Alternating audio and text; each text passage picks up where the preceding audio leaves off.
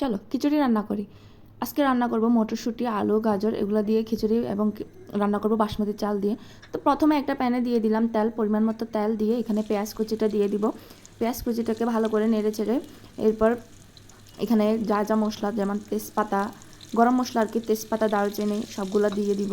দিয়ে এটাকে ভালো চেড়ে পেঁয়াজটাকে লাল লাল করে ভেজে নিব। যখন পেঁয়াজটা একটু ভাজা ভাজা হয়ে যাবে লাল লাল করে, এরপর এখানে দিয়ে দিব আদা রসুন বাটা। তোমরা তোমাদের পরিমাণ মতো দিয়ে দিবা, যতটুকু চাল ওই জন্য অতটুকুই দিবা। বেশি আদা রসুন বাটা আবার খিচুড়িতে দিলে কাঁচা কাঁচা ফ্লেভার আসবে আদা রসুনের, ওই জন্য পরিমাণ মতো দিবা। এরপর এগুলোকে ভালো করে ভেজে একদম কষিয়ে নিতে হবে। এরপর এখানে বিরিয়ানির মশলা, হলুদ, মরিচ ইত্যাদি যে মশলা খিচুড়িতে দেওয়া হয়, বিরিয়ানির মশলাটা দিলে ফ্লেভারটা ভালো আসে। ওই জন্য আমি চেষ্টা করি যে বিরিয়ানির মশলাটা একটু দেওয়ার খিচুড়িতে।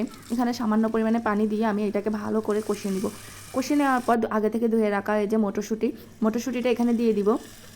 দিয়ে ভালো করে মটরশুঁটিটাকে একদম নাড়াচাড়া করে ভালো করে ভেজে নিব। এরপর আবার এখানে ওই যে আলু আর গাজরগুলো কেটে রাখছে আগে থেকে ধুয়ে, ওইটাকে কিউব করে কেটে নিছি, ভালো করে সুন্দর করে কিউব করে তোমরা কেটে নিবা। ওই কিউব করে কেটে রাখা আলু গাজরগুলোকে দিয়ে এখানে এখন আবার এটাকে একদম ভালো করে মিক্স করে নিব।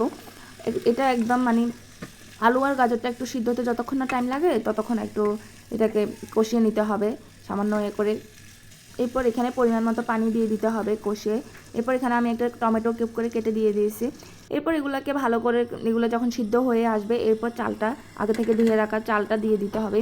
এটা বাসমতি চাল। তো চালটা দিয়ে আবার ভালো করে এটা মিক্স করে নিতে হবে আলু গাজরের সাথে এবং মশলাটার সাথে ভালো করে মিক্স করে এখানে চাল অনুযায়ী তোমরা পানি দিবা।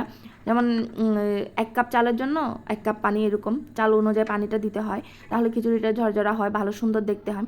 এই যে খিচুড়িটা আমার রান্নাও হয়ে গেল। তো ফাইনাল লুক কেমন হয়েছে তোমরা সবাই জানাবা কমেন্টে। আল্লাহ হাফেজ।